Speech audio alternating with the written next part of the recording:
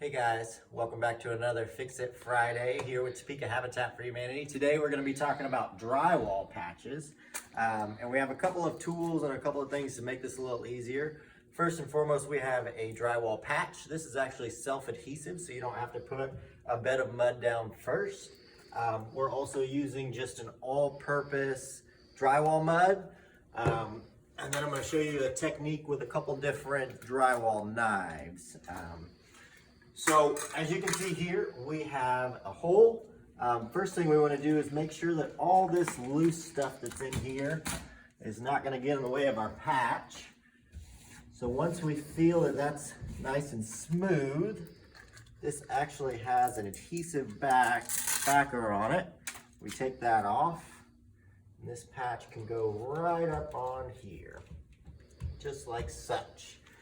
Now, with our drywall mud, we want that to be the consistency of kind of like a pudding of sorts. And we'll take a little bit out here. And really it's just as simple as smearing it into place. So we're gonna go wider than the patch itself. And I'll show you why here in a minute. But on this first coverage, we just wanna make sure that we can't see the grid lines on the inside. So once we get that nice and flat,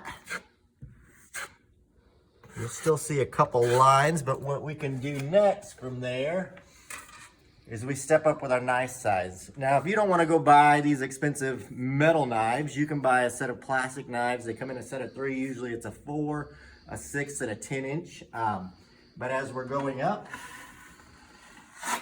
we're just going to smooth that out. If we don't feel like we got enough coverage, we can take a bigger knife, smooth a little bit more.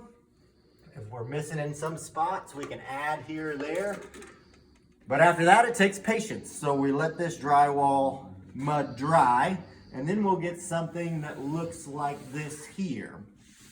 So as you run your hand across your patch, you might feel some rough areas.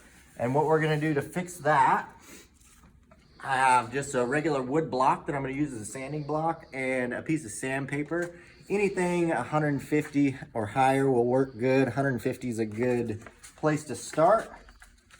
But we're just going to kind of make a sanding block out of this, and any of the rough spots, we'll just knock those down.